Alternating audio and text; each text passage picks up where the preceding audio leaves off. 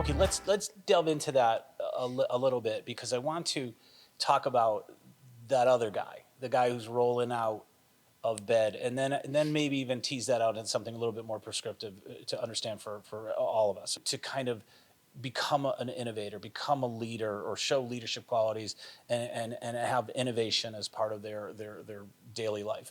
What do they need to change? Now we talked about you mentioned hydration, you mentioned fitness or physical activity, you mentioned no pizza parties. Damn. Yeah. Let's get into that just a little bit. I think the biggest problem with most people nowadays is they have such a low stress response. So something negative happens in their life and they don't know how to deal with it. Fitness is one of the most amazing opportunities you have, and it costs nothing to put something in front of you and actually build that emotional callus of being able to deal with something that's difficult. And it's kind of funny that because they've done studies on this where, from a mental standpoint, if you are creating the stress, if the stress is not coming from some external factor, ergo you can control the stress and you overcome that, it's huge growth in terms of the way your brain operates. So then, you go to work and your boss yells at you. Well, okay, that it is what it is. It doesn't become this huge emotional suck for you the rest of the day where you're trying to figure out how you're going to go on with the rest of your life. And so I think the thing is, in terms of being the innovator, being successful, being all these things, if you are intentionally stressing yourself with physical activity, the benefits are you can't even count how impactful it is on you professionally. Okay. So a lot of people think of fitness as, and I think I've been through all these, is the cycling or the running or, these days playing a pickleball tournament or something, those type of probably more aerobic kind of things. When you talk about fitness or exercise that enhances workplace performance, because that's what we're kind of chatting about, what are you talking about? That could be part of it. Okay. I think for everybody it's a little different. I always tell people, do what you like. Yeah. If you like to run, run. Yeah. Now, in terms of from an aging process, we're in the game of trying to retain as much as we've collected over the course of our lifetime. Yeah. We don't want to lose that. So if you become physically feeble, Sure. it's going to suck on the rest of your body. Like, it's mentally, emotionally. If you're fit, it's going to enhance your mental performance. It's going to enhance your emotional performance. And if you like to run, if you like to lift weights, I always tell people a good balance of having a good VO2 max, like a good aerobic capacity, and a good anaerobic capacity, being able to lift things, being able to support your body weight. If you can balance those two out, and you have a good homeostasis between the two, and you're above the age of 40, you're doing better than 90% of the population. Right.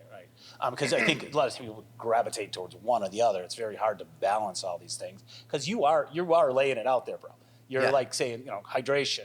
IPAs? No. Hydration, and we've talked about specifics to that, but at least water, right? We're talking about getting good rest. Really hard to do at times, but it helps you with dealing with stress. You talked about nutrition, knowing what to eat, maybe even when to eat. 3 things you should concentrate on to be fit that are going to benefit you in the workplace. 3 things. From a supplementation standpoint, drink enough water. Okay. People do not drink enough water. Okay.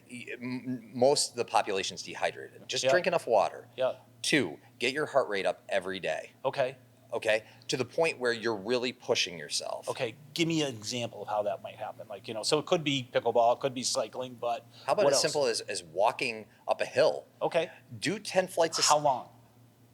20, 25 minutes. Okay, all right. For most people, go up 2 flights of stairs and see how you feel. Yep. That is very challenging. Like smoking a pack of Camels. It really is. Yeah, maybe 3. Yep. But again, John, we're going into a space now where the people, you're so inundated with so much stuff about fitness and health and everything, and everybody thinks everything has to be performed at 100%. Right. Small changes: water, walk, get your heart rate up. If you can run.